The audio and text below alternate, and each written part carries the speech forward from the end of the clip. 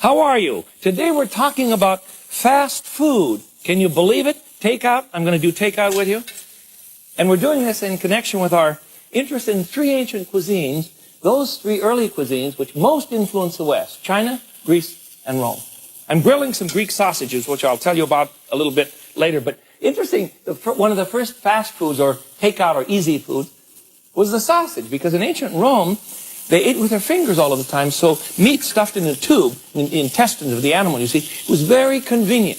One of the first fast foods ever. Sausages go way back in history, and were very, very popular in early times.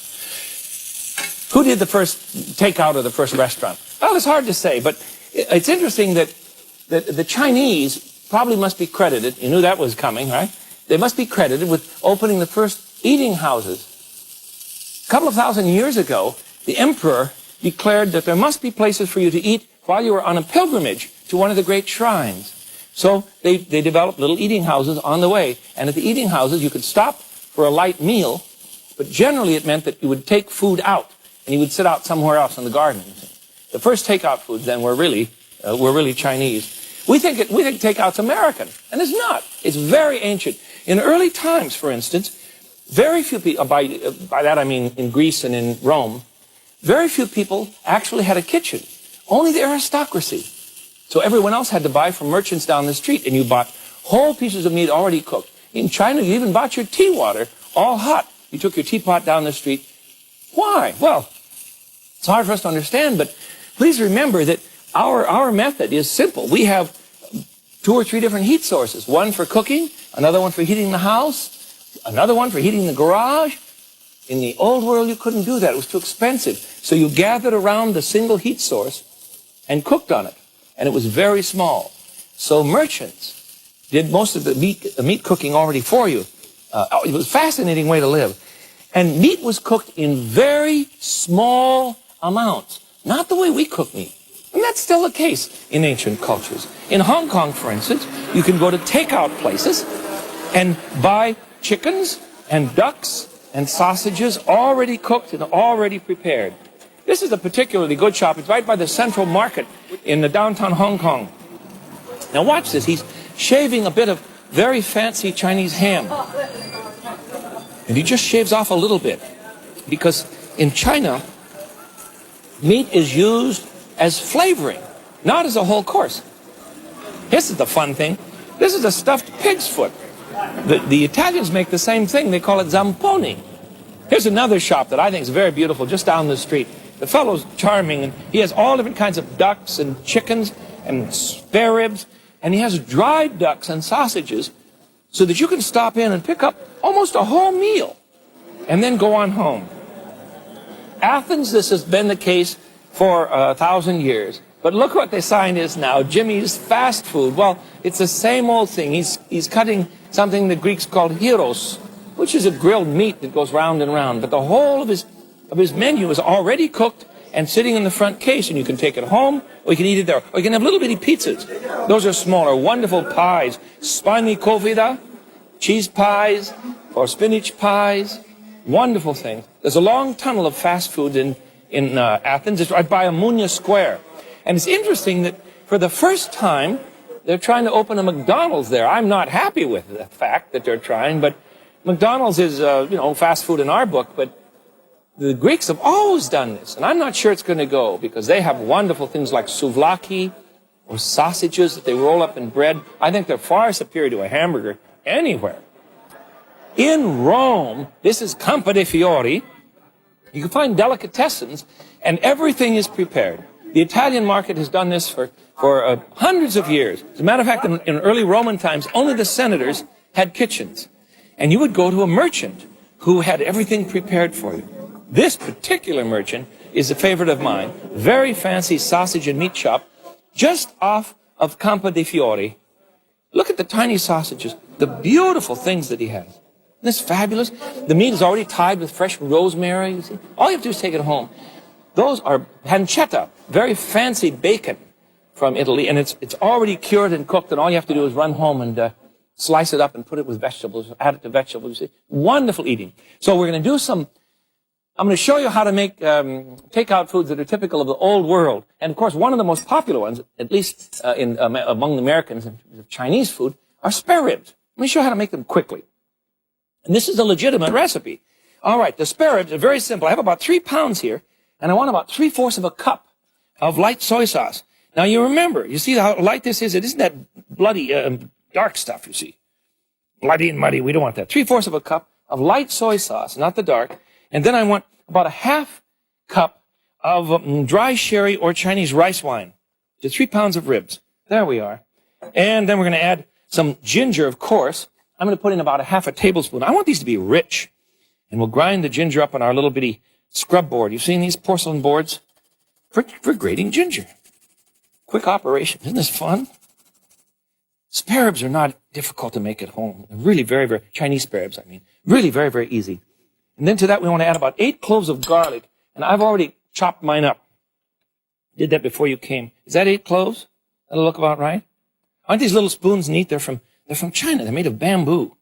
They're great fun because they don't bang on the jars. You see, when you have one of your kids cooking in the kitchen, inevitably he's going to start this routine. Some of my cooks do that. And when he does that, he's going to chip the jar, and you're going to have glass in your food, and pretty soon everybody's going to be sick. So use wooden spoons when you're cooking, particularly with your children, and they will avoid that, the great sin of banging on the mayonnaise jar with a metal knife. I've talked to you about that before. I need a couple of tablespoons of sugar. Plain white sugar. You can use brown if you like. That would be more common with the Chinese. A couple of tablespoons of sesame oil, and be sure and buy the dark colored oil, you see. So dark, that is not the light stuff you find in the health food store. Not at all. And 2 teaspoons of a wonderful blend of spices called 5-spice. You must have that if you're going to have a Chinese kitchen. 2 teaspoons. There we are. There we go. 4 tablespoons of hoisin. Hoisin is a not difficult to find in your merchants. The supermarkets even have this now. Not difficult to find at all. It's a barbecue sort of sauce. It's very, very good. And I use some chili sauce or ketchup. I prefer chili sauce. Good old Heinz, I think, is still the best. Whoops, that was a little much. I wanted about 4 tablespoons. It looks like a little more than that. And it's because it was. But that's all right. It'll be delicious. And a couple of shots, 1, 2, 3, 4, 5, 6, what's a mumble of Tabasco. Another favorite product of mine. Hard to beat the old brands, isn't it? Just hard to beat them. I go into the market every once in a while. I'll see something called generic stuff. What is generic stuff? I'm a little nervous. Mix all of this up and bake them at about 325. Let them marinate for about an hour in this wonderful mixture. And then put them on an oven rack, broiling pan. Bake them for about an hour at 325.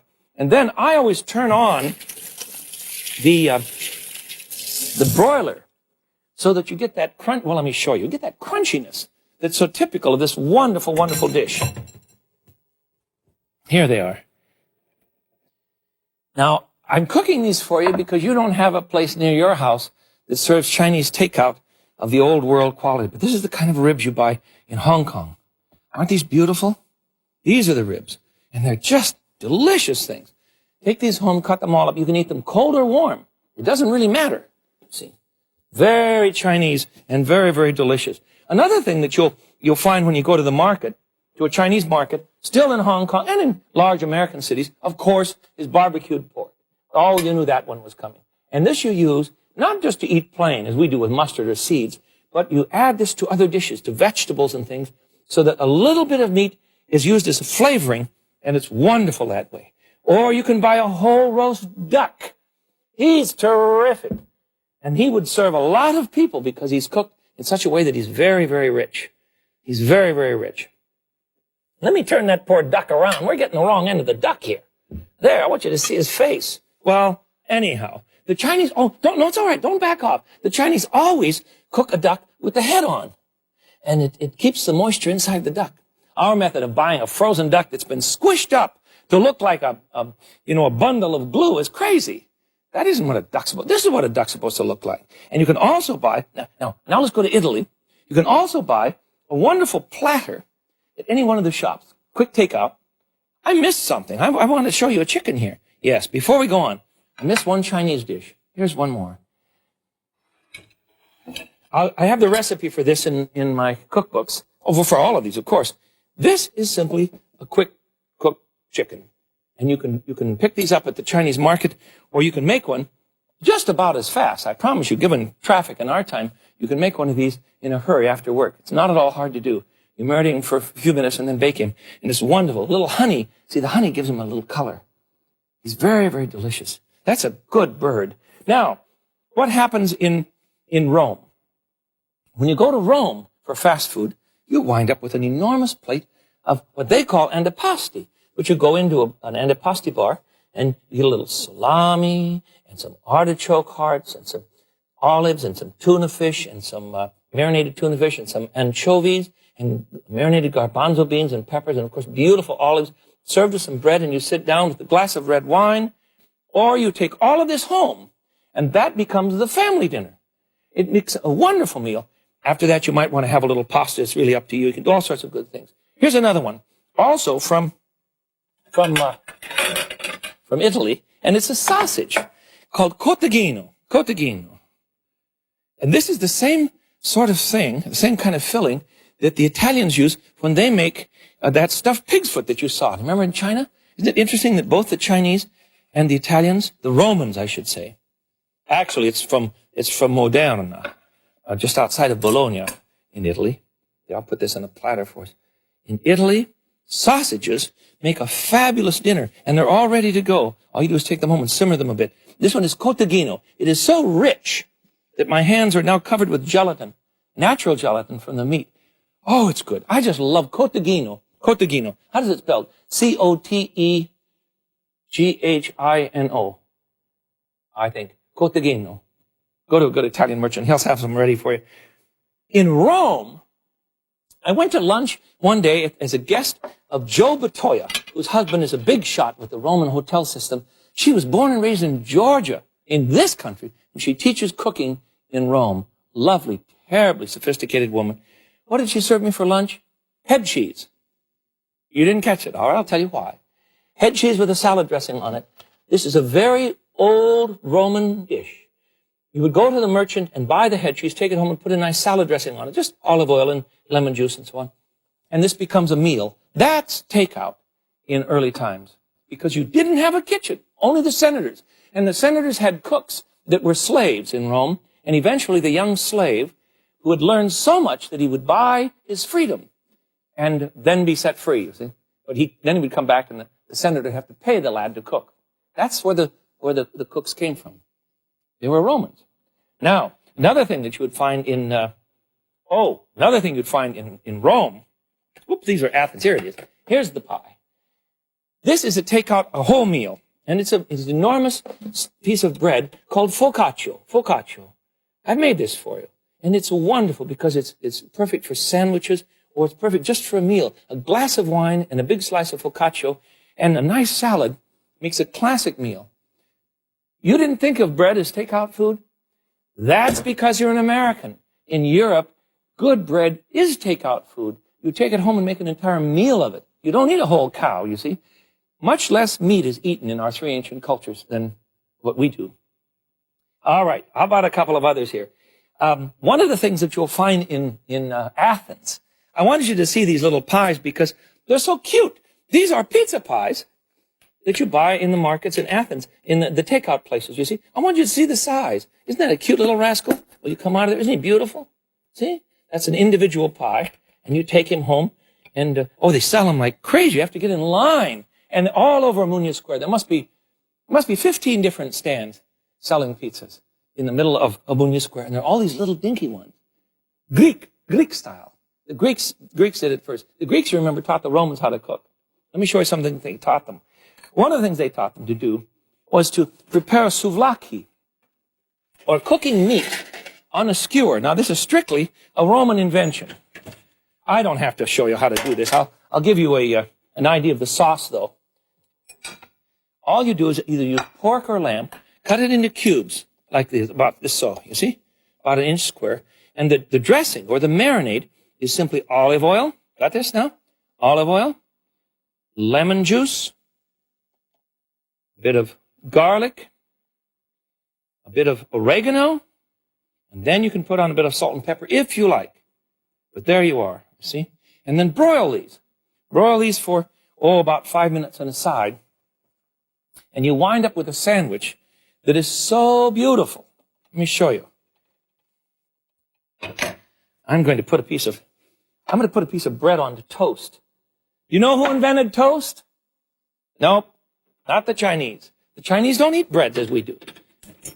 The fellow who invented toast was a fellow by the name of Paxus in Greece 2,000 years ago, and he developed something that they call paxomedia, toast.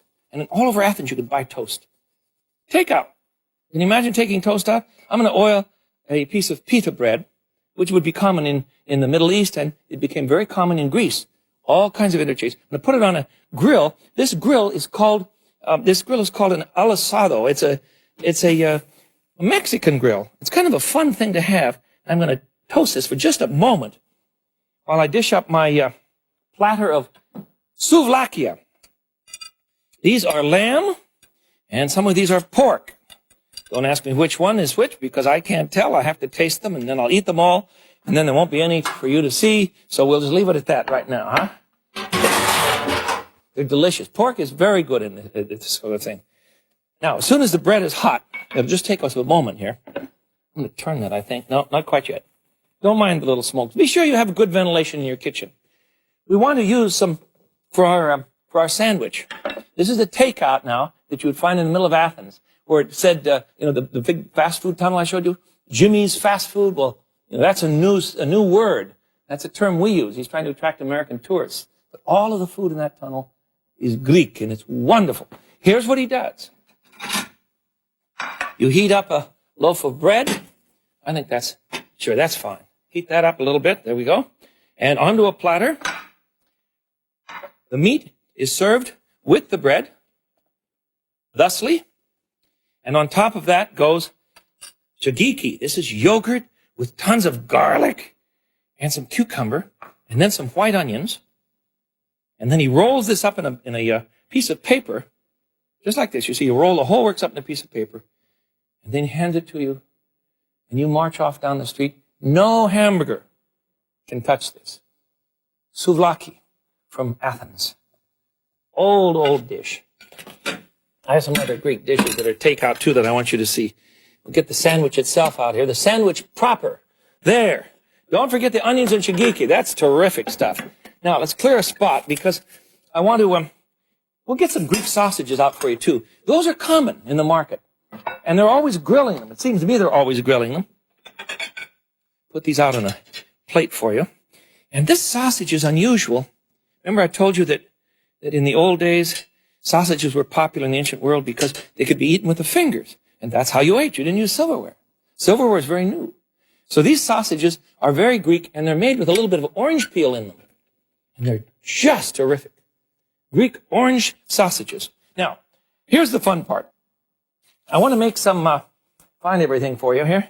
I want to make some cheese pies. The sort of thing that you buy in Athens very quickly and very easily. Get everything out. For our filling, we want a pound of feta cheese. Let me find the right recipe for you so we stay consistent, huh? A pound of feta cheese, and I've just broken it up, you see? 3 eggs beaten. This is our filling for toropidas, pies filled with cheese. I need a tablespoon of olive oil to add to that, just for extra richness. Just for richness. We're not trying to lubricate anything or worry about something sticking. Just about a tablespoon of olive oil. There we are. And I better return my fork to this. And about a tablespoon of chopped parsley. That's all there is to it. Now, you don't want to add salt, because the feta cheese is packed in salt. And that would be too much. You don't need that at all. All right, now, you buy a package. Unless you're Greek, you buy your own filo dough. If you're Greek, then maybe you can pull it. I've been trying to learn to pull filo dough for, 3 years, I think. Mrs. Kostula Sagat, she's in Tacoma, Washington, is trying to teach me to pull filo dough. It is so complicated that I suggest you buy yours. This is what it will look like. You buy a package of filo dough. It's paper thin, and it even looks like paper. No, this is paper. Hold on, the dough's inside. You won't see much difference, though. Here it is. You see this? It's almost like a wonderful tissue paper. And you want to spread out a couple of sheets here of this dough. I'm going to use a piece of marble here. Look, I wet my finger just like I'm playing with some kind of parchment. There it is, you see? Now pull this very carefully because you don't want to break it. See the sheet? Lay it out and slosh butter all over the thing. Melted butter. There we go. This is the same thing that the Greeks used for making baklava. And you're gonna, you'll say, well, gee, that's Middle Eastern. It's true. It's true that some of the things that the Greeks learned to bake, they learned from the Turks and from the Egyptians. Now, the Greeks won't admit that. They will admit that they learned something from the Egyptians, but I don't think they admit much about the Turks. They don't do that. But it is the truth. So we'll take a second sheet now, put that on top of the first. Let me get this out of the way now. And then we'll melt the butter, add the melted butter to that one too. Just keep brushing it on. And this will make one big pie. You're going to say, Smith, is this the low-calorie show you were telling me about? Funny you should tune in today. This is not the low-calorie show. This is takeout. And one of the most delicious dishes you can find in all of Greece, it seems to me. It's made with 2 sheets of phyllo dough, then a filling of feta cheese with some eggs, a little parsley, tiny bit of olive oil. Roll that up thusly. Now watch closely, because this is the fun part. This is how you do it. Roll it once. Don't push on the dough. On the filling. See? Roll it again. Roll it a third time. Now stop. And fold over on this side. See? I didn't hit it hard. Roll once more.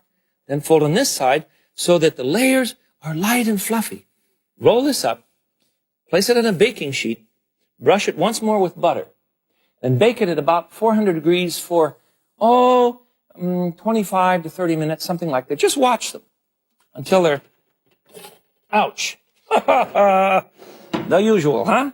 Until there it is, until they're golden brown. You get a platter and put some of these out for you because they are so gorgeous. Now,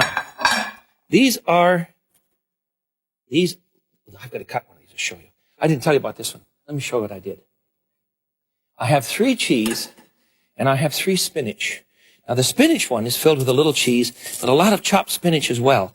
I used frozen spinach. That's all right. You see this? This is called spanakopita. Spanakopita. Put the 3 spinach out and the 3 cheese out. It doesn't take long to make these.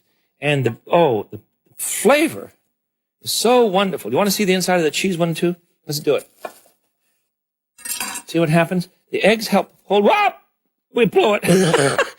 I'm going to find one for you. There's one here. It's got to be this one. It's got to be this one. Well, maybe there aren't any on this plan. I thought there were. My cook told me there were when we rearranged them. I think I've got it. Nope. All right. There are no white ones on the plate. Let me find some. I did some with cheese, and I don't know where we put them, but the spinach ones are gorgeous too. All right. Let me try this. Find a spot here for us. What else? One more thing that is common. No, I don't know where the thing went. You want me to find him? I don't know where he went.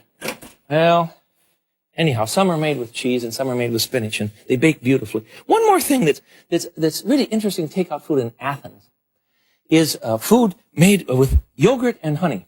I know this sounds weird to you, but when you go to the Amunia Square, you'll find shops. And they give you a little carton of very good honey and very good yogurt. The Greeks have shipped honey all over the world since pre-Christian times. Did you know that? Wonderful stuff. And they trickle a little bit of honey on strawberry yogurt. And then you walk around the streets of Greece with a little spoon. It's better than ice cream, I tell you. And you can celebrate takeout food, but you're celebrating it Greek style. Now, let's go through these. Look at all these things, and not a one of these is what you and I would call normal American cuisine. We've prepared pies called a rolled pillow pie made of phyllo dough. And of course, from China, you have all sorts of prepared meats because nobody could afford to cook meat at home. Indeed, they had very little meat to cook. In Italy, you buy antipastos and prepared sausages and meats. And in Rome or Athens, either one, you can buy little pies, and in Athens you find wonderful meats cooked on a stick, placed in a roll. You wander around and eat that in the street. And remember, the sausage is an old world invention because it was takeout in a time when things were very scarce and you didn't have any silverware. So takeout isn't American. It never has been. Now, next time you go to have lunch at the hands of a plastic clown who burps food into your car, remember that you're missing something terribly important. You can't talk with your family if you're buying food from a clown and he's stuffing it through the window. Please, get some good takeout or make it yourself and then sit down and talk to your kids about the history of food. It's very important. Till I see you again, this is the Frugal Gourmet. I bid you peace. Bye-bye.